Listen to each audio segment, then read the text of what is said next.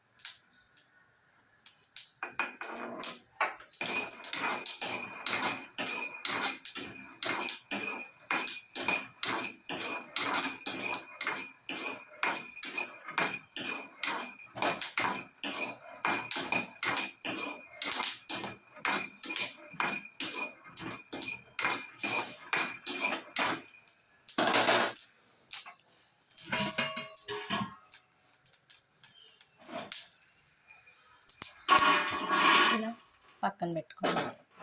ఇప్పుడు అదే ప్యాన్లో కొంచెం గ్లాసుడు అటుకులు, మా సైడ్ అటుకులు అంటారు, మరి మీ సైడ్ ఏమంటారో నాకు తెలియదు.